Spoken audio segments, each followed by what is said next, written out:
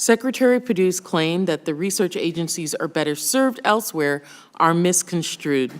Any reforms to USDA's research agencies must have clear benefits to ag research and be conducted in a transparent manner. Secretary Perdue's proposals lack both. As the Virgin Islands Congresswoman, I represent the University of the Virgin Islands, a land-grant university, and it has skin in the game, as do the territory's small-scale producers who benefit from fully staffed agencies. Not only were stakeholders entirely cut out of this process, they were blindsided by the announcement from USDA last August. And to date, the actual benefits to ag research or an economic analysis of this proposal have not been conveyed. ERS and NIFA are already understaffed, well below their appropriated staffing levels. Instead of pushing forward a proposal that will only exacerbate staff losses, USDA should be working to adequately staff these agencies. The agency is still catching up from a 35-day shutdown. Further reducing staff only weakens the agency's ability to operate or respond to future events. Staff losses directly translate into a loss of critical institutional knowledge and decreased capacity to implement the very programs we just authorized in the 2018 Farm Bill. This proposal will undermine the integrity of these agencies and their ability to operate, and it was followed by a FY20 budget request, which proposed cutting the number of ERS employees in half. This relocation announcement seems to me like a step towards an overall goal of staff reduction. Relocation will limit the agency's ability to coordinate and cooperate with other federal entities based in the National Capital Region, such as other federal departments, the national academies, the National Science Foundation. Agriculture research does not take place in a vacuum, and modern science is complex and interdisciplinary. We should be encouraging collaboration, not isolating agencies. In consultation with the ranking member and pursuant to Rule 11E, I want to make members of the subcommittee aware that other members of the full Agriculture Committee may join us today. With that, I will recognize the ranking member, the distinguished gentleman from Florida, Mr. Dunn, for any opening remarks he'd like to make. Thank you very much, Chairwoman Plaskett. This subcommittee has jurisdiction over biotechnology, pesticide regulation, plant pest and disease programs, all policy areas that will have a profound impact on the future of American agriculture. And while I'm excited the committee's holding its first hearing, it absolutely baffles me that our first topic is USDA office relocation. I don't understand the obsession with the Secretary's decision. And some of the claims that I hear from the opponents to this move are making no sense to me at all. In February, Secretary Perdue sat at the table and told this committee that one of his top reasons for the relocation is talent.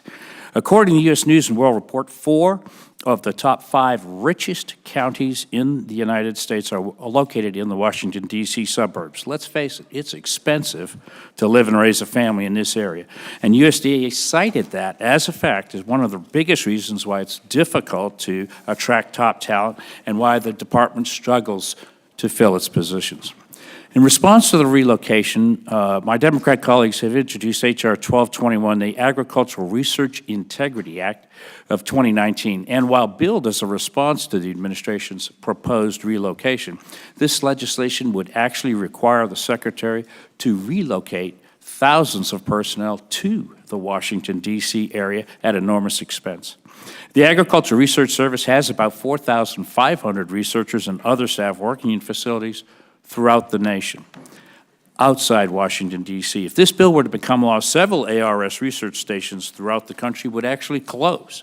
This bill alone makes it abundantly clear that the majority's focus is on obstructing the work of the administration, except that in this case, the obstruction actually would devastate the ARS infrastructure that we've worked for decades to build throughout the United States. I am proud to have joined a letter by Ranking Member Mike Conaway and Congresswoman Vicki Hartzler and signed by every Republican member on the House Agricultural Committee in support of the Secretary's decision. Additionally, there are several other letters signed by both Democrat and Republican members in Congress in support of the relocation. Contrary to the tone that we will hear today, Secretary Perdue has broad support to move forward with this relocation. I recognize that Congress must exercise its oversight authority, and I am supportive of an honest and thoughtful conversation about the direction that USDA agricultural research programs take. However, it is not the purpose of this hearing. In this Congress, we've consistently seen that if the President and his team propose something, the majority will automatically oppose it. And this topic seldom seems to matter. Instead of tackling real issues that impact the true stakeholders of USDA, it is unfortunate that some of our colleagues continue to play politics. The Secretary has laid out a measured and deliberate plan for the relocation, has taken steps to help the affected employees, and I am confident of his execution. This is a fight that exists only in Washington, D.C. Beltway bubble and in ivory towers across the country. When I talk to folks back home, most everybody agrees that the farther you are away from Washington, D.C., the better off you are. I look forward to moving on to the real issues that face American agriculture. And Madam Chair, I yield back. Thank you very much. As chair, I would request that other members submit their opening statements for the record so that the witnesses may begin their testimony to ensure that there's ample time for questions. And I just want to make everyone aware that under the rules of the committee, the record of today's hearing will remain open for 10 calendar days to receive additional material and supplementary written responses from the witnesses to any questions posed by a member. I'd like to welcome all of our witnesses. Thank you for being here today. At this time, I'll introduce our first witness, Dr. Jack Payne. Dr. Payne is a Senior Vice President for Agriculture and Natural Resources at the University of Florida in Gainesville, Florida. Mr. Yoho, is that near you? I thought so.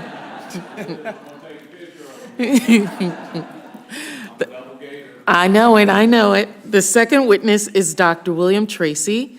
Dr. Tracy is a professor of agronomy at the University of Wisconsin-Madison. And we will also hear from Ms. Elizabeth Brownlee. Ms. Brownlee is the owner and operator of Nightfall Farm, a diversified livestock operation in Crothersville, Indiana. We'll now proceed to hearing the testimony. You will each have 5 minutes. When 1 minute is left, the light that you see will turn yellow as a signal for you to start wrapping up your testimony, all right? Dr. Payne, please begin when you are ready.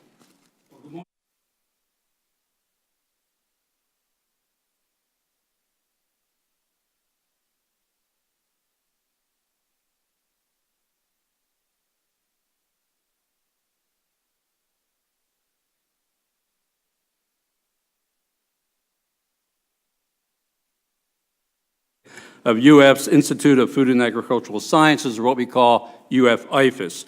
However, I come before you on behalf of myself. I am not representing the University of Florida.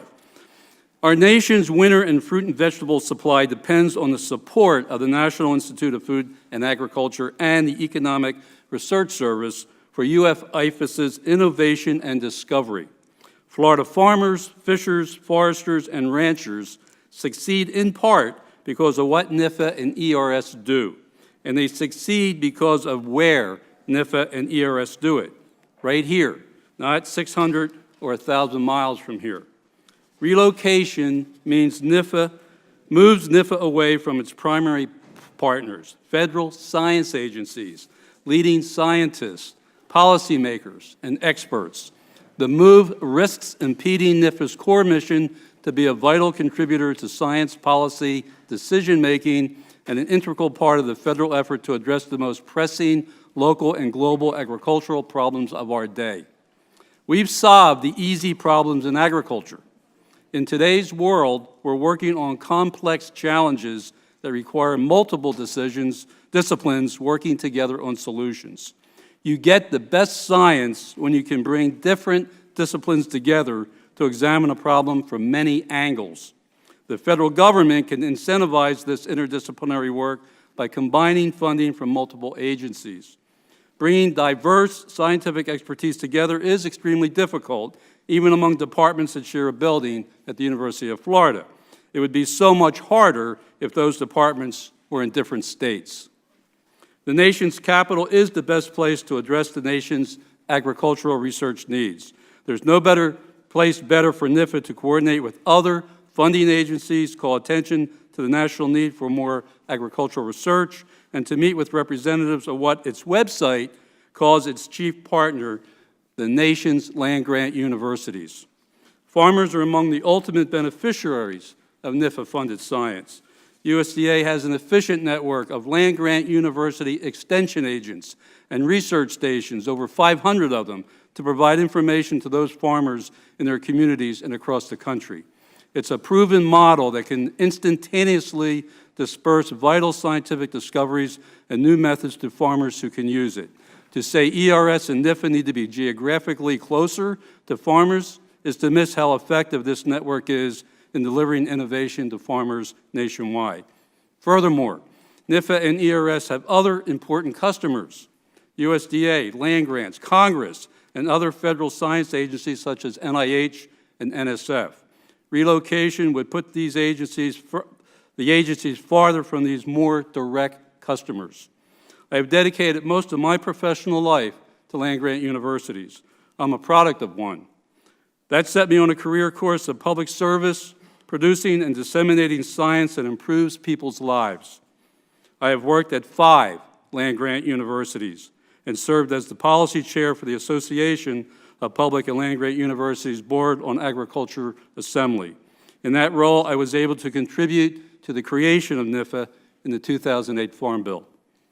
Today, I have the privilege of leading IFAS. We have a budget of more than $400 million to operate a College of Agricultural and Life Sciences and Extension Service with offices in all 67 Florida counties and a network of 17 research stations. All of this supports the $160 billion a year agriculture. And I see that my time is almost over, so I'm going to jump to my concluding paragraph. I want to thank Chairman Bishop of the Ag Appropriations Committee for including bill language for the FY 2020 blocking the relocation proposal. And in conclusion, I thank the committee for examining the critical role of NIFA in support of agricultural innovation and resiliency, and for taking the time to hear directly from NIFA's primary partners, the scientific and educational community, and about the impact of this relocation of NIFA outside the greater Washington area. I appreciate your leadership on this important issue, and I'm pleased to respond to any questions from the committee. Thank you. Thank you. And the next witness that we have, our second witness, Dr. William Tracy. You may begin. You will have 5 minutes for a statement. Thank you. Good morning, Chairwoman Plaskett, Ranking Member Dunn, and members of the subcommittee.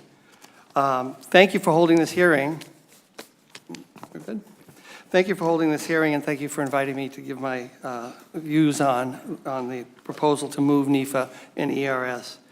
In my role here today, I am not speaking for the University of Wisconsin-Madison, but my views do reflect the thoughts of many of my scientific colleagues around the country. In fact, I haven't actually talked to another scientist who actually thinks this is a good move. Over my career, I have frequently referred to publications. As a matter of fact, weekly I get reports from the Economic Research Service. I use them in publications in classrooms. And as an active agricultural researcher, I have had numerous interactions with NIFA over the years and have received multiple grants from NIFA. Little bit of history. When I started teaching my course in 1985, I would say with pride that the U.S. produced more than 50% of the world's corn and soybeans. Today, we produce 34%. This reduction is not because we're producing less. We are producing probably twice as much as we did in 1985. The reduction is because our competitors are producing much, much more.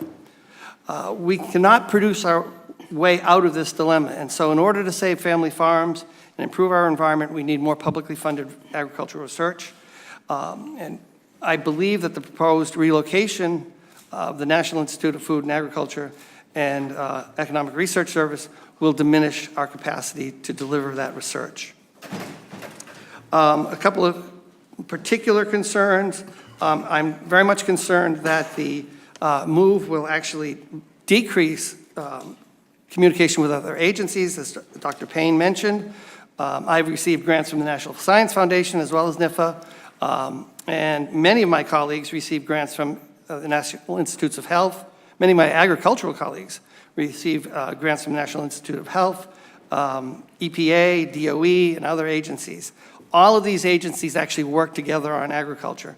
And having the key, as Dr. Payne said, the key partner of the land grants move away from these other groups is really going to reduce communication. I'd also say that I believe there's certainly some discussion about moving these agencies so they'd be closer to constituents. Really, we're kind of talking about just a small group of constituents. Other people, this would move further away from. I would say that often when we're talking to NEFA, we meaning researchers, we often bring farmers with us, and coming to DC, and then we can meet with folks from NIH, DOE, and places like that, as well as NIFA. One other thing that I want to mention, and I think it's already kind of popped up, it's happening now, is perception of bias. Having had the honor of serving as an AFRI grant panel manager through NEFA, that's the person who chooses out of the panelists and assigns proposals for review. I know firsthand how hard the national program leaders work to make sure there is no hint of bias or favoritism. This is not just toward research proposals from colleagues or panelists, but making sure that there's no hint of regional bias, ethnic diversity, or states. So this is very, very important, and I admire the hard work that they do.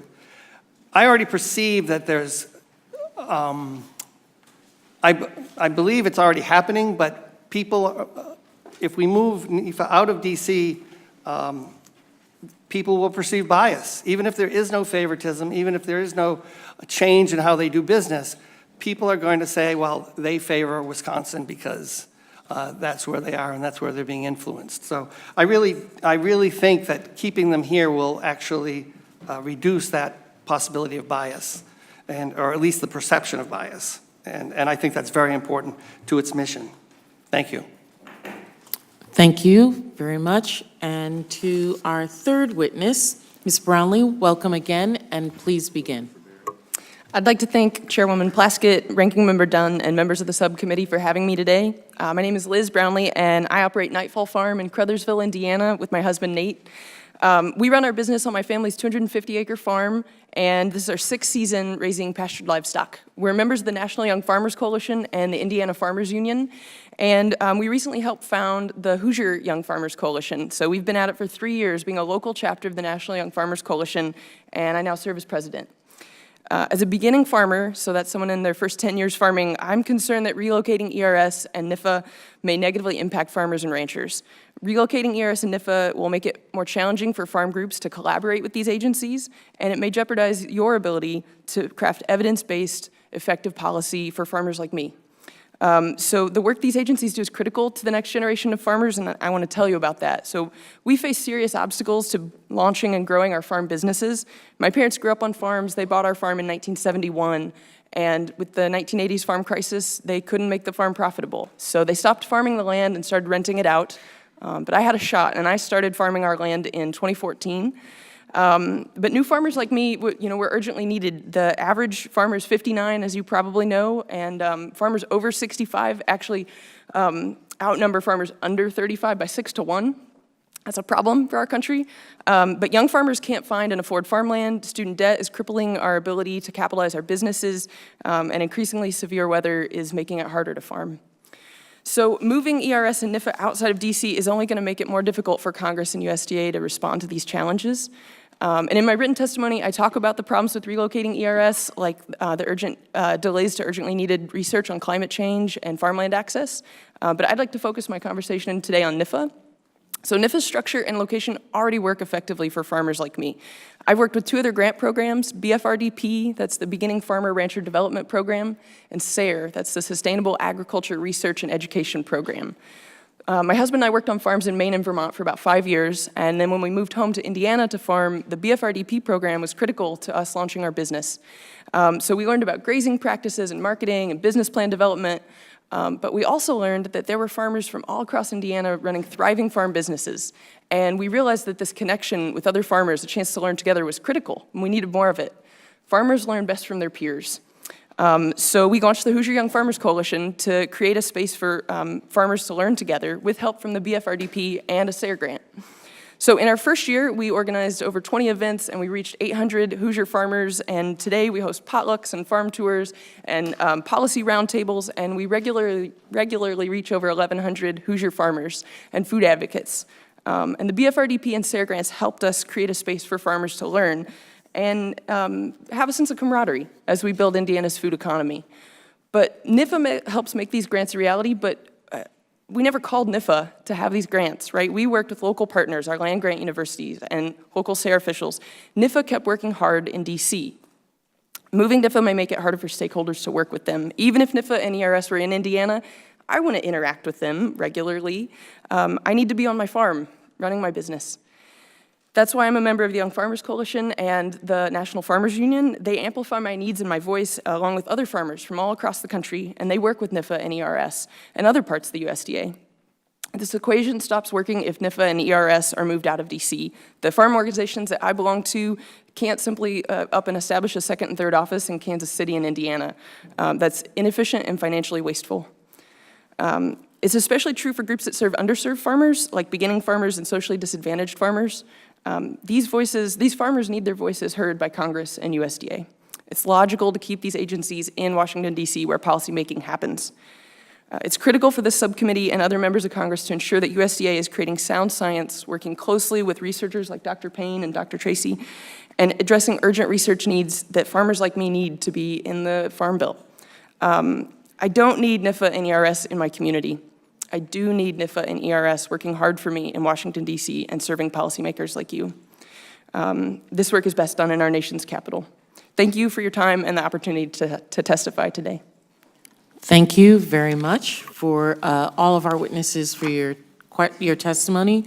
Members are going to be recognized for questioning in the order of seniority for members who were here at the start of the hearing. After that, members will be recognized in order of arrival. Since we're anticipating first votes shortly, I previously discussed with the ranking member limiting questions to 3 minutes to ensure we get to as many members as possible, and he has agreed. Are there any objections?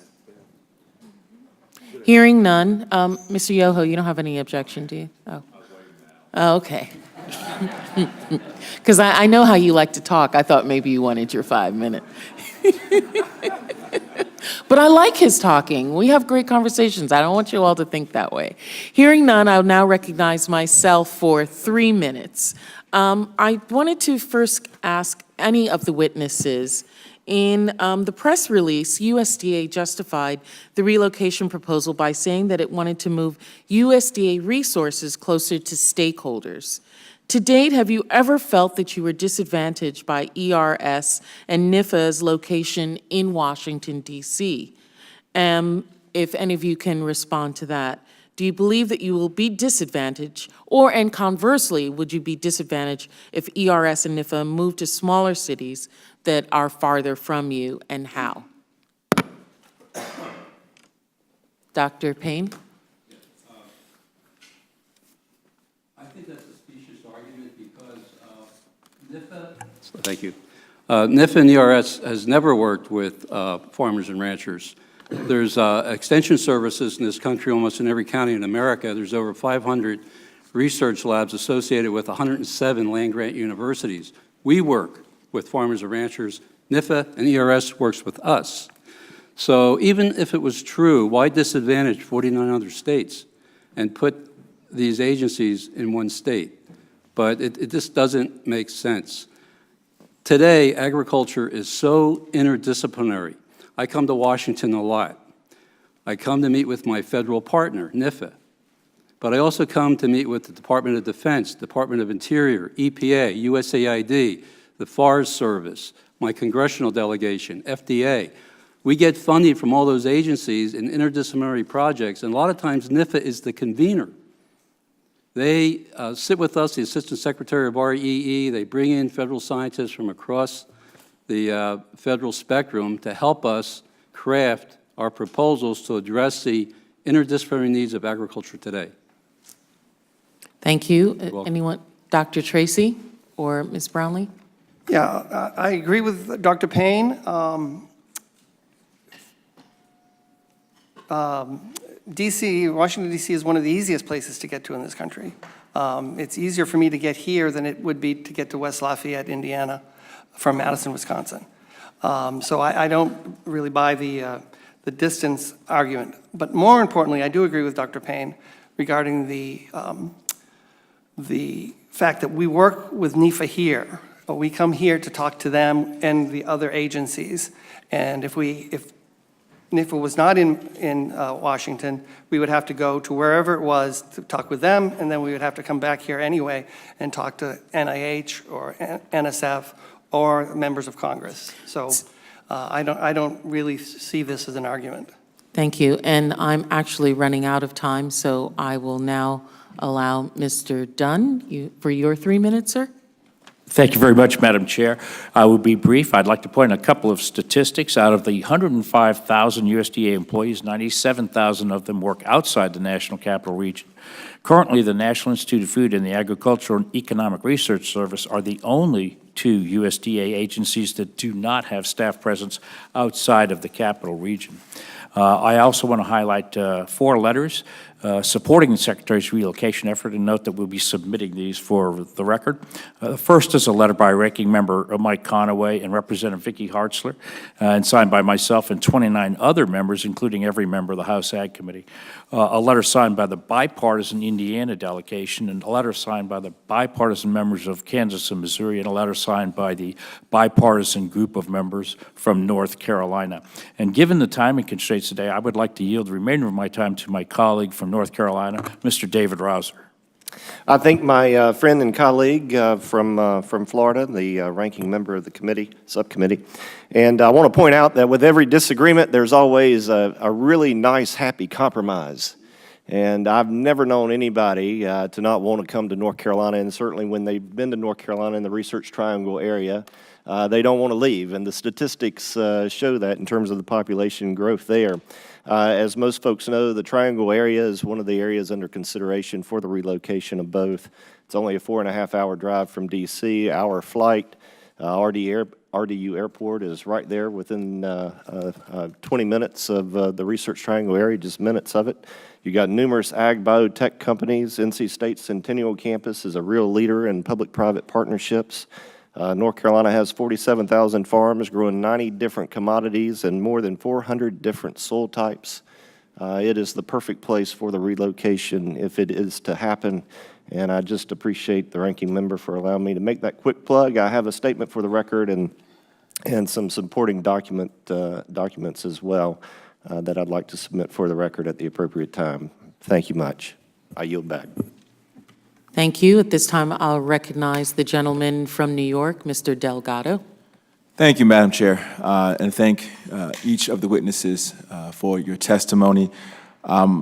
Ms. Brownlee, last week I met with my Agriculture Advisory Committee in district to talk about issues impacting farmers today. And one of the issues that we spoke about is climate change and its impact on soil health, an ever-increasing problem for farmers, especially young farmers, who will be dealing with a changing climate for decades to come.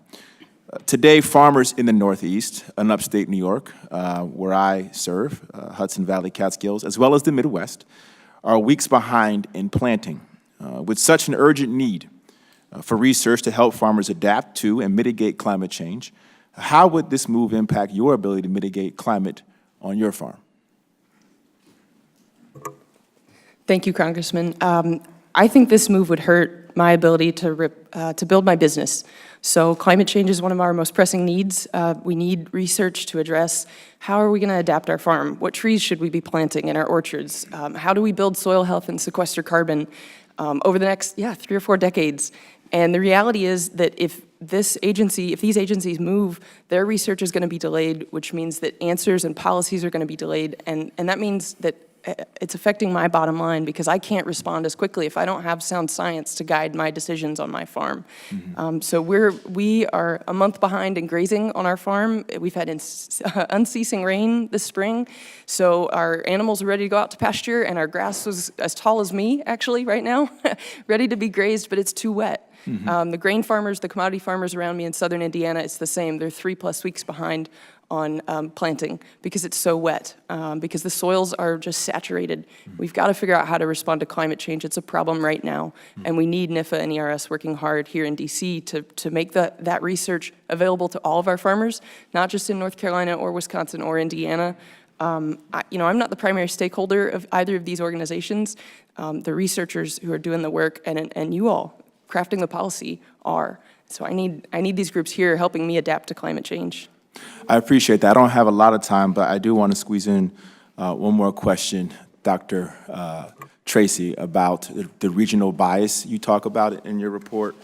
You talk about how the production across the different parts of the country are different based on the regional makeup of the climate in some regards, right? So can you speak a little bit more about the potential for bias by taking the agencies out of, or these programs out of Washington, D.C.? The big issue really is the perception of bias or perceived bias, in the sense that if these agencies are out, if they're in Madison and nearby the University of Wisconsin-Madison, and folks will think that UW-Madison actually has more influence with the people who make the decisions about where the grants go. This is the biggest granting agency for agriculture, and people are people, and people are going to say, oh, those Madison folks, they've got NIFA in their pocket, and I'm sure they wouldn't. I'm sure that wouldn't happen, but that will be the perception and the jealousy. Thank you very much. Ms. Hartzler of Missouri, your time for questioning. Yes, thank you, Madam Chairman. And I want to say that being from Missouri and an alma mater of University of Missouri, one of the land-grant universities in the Midwest, I wholeheartedly support this move to bring these agencies out closer to the farmers, closer to the consumers. And I'm excited about what this can mean for our country and in general. Certainly, we have a large pool of talented individuals. I have a letter here that I'd like to submit for the record that was received yesterday from 4 of our land-grant universities, including the Iowa State University, University of Nebraska, Lincoln, Kansas State University, and the University of Missouri, in full support of this. And they point out in their letter that just since 2017, these institutions graduated more than 150 PhDs in agriculture. And there's no other location in the United States that offers such a similar cluster of diversity and qualified employees. And I know that has been an issue here, and one of the reasons that the Secretary wants to move this agency out is so that we can attract the talent to the Midwest that will be important for this mission. In the Midwest, we have over 400,000 farming operations with an average farm size of 600.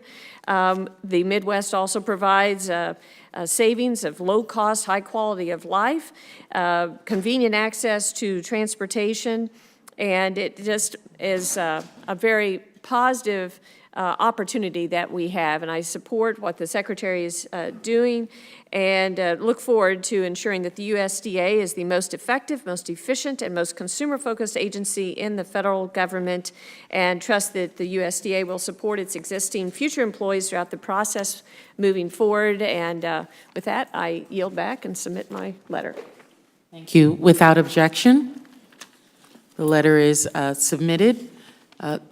This time, Mr. Cox of California, your 3 minutes. Thank you so much, Chairman. Public research is a vital partner for American agriculture, and even so much more so in my district, where the majority of specialty crops rely on public research and investment to be able to readily combat pests, disease, and address changing climate conditions. And so really, for each one of the witnesses here today, in your opinion, how can we best improve research agencies like ERS and NIFA? I mean, is it through a relocation outside of Washington, increased funding? And where should we as a subcommittee be focusing our efforts to improve agricultural research and best support your work? Let me start, okay. I think the best way that Congress can help solve these problems is to increase the AFRI budget. It's really an embarrassment, I think, in our country today when food security is as challenging and threatening worldwide and to our own people, that there's over $42 billion in NIH budget to solve important things like cancer and heart disease. There's over $8 billion in NSF for basic research, but just $440 million in AFRI to solve some of the biggest problems we're facing in the world. That's the issue. We shouldn't be spending money moving our major partner out of Washington, where over 100 people, scientists, have already left the agencies. Morale is terrible. And it'll be years to get them back to where they are. Instead, we should all be working together to increase the funding for agricultural research that NIFA provides land-grant universities. Yeah, I'd like to add to that, and that would be my number one thing is increasing the AFRI budget. But I'll read from my report just very briefly, or my testimony. As reported in 2017, China has overtaken the United States as the top government funder of research. I visited China many times over the last 15 years, and over that 15 years, the investment that they're putting in agriculture is amazing. Building new universities, total campuses where they did not exist before are there now, and it's all about agriculture for them.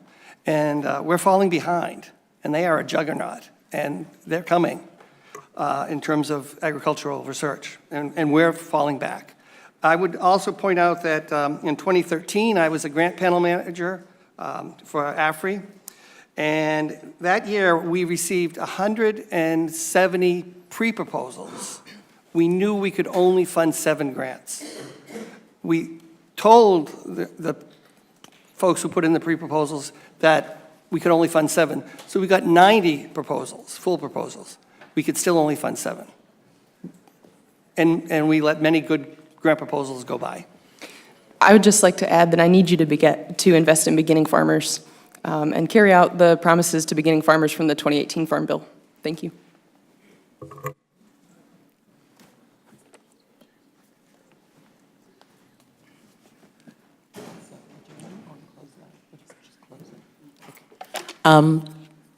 Just want you all to know that they have called votes, and I understand that there are quite a number of members that are going on Codels immediately after the votes.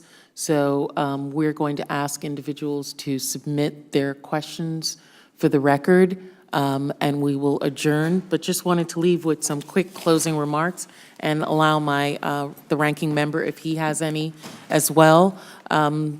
The hearing takeaways that I have at this time is that the proposal is not supported by stakeholders.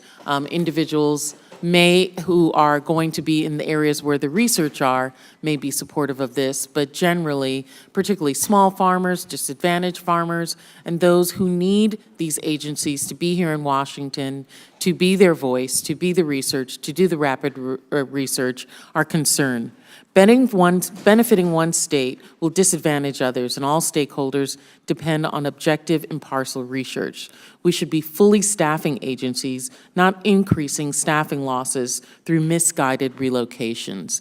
And I'm grateful to you all for your testimony, for being with us here this morning. And Mr. Dunn, if you have any closing statements you'd like to make? Thank you very much, Madam Chair.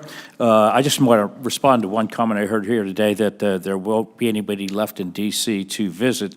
That's not true. The Secretary has already said the agency leadership will remain in Washington, D.C., and I encourage the Secretary to move forward on his work and applaud his efforts. And with that, I yield back.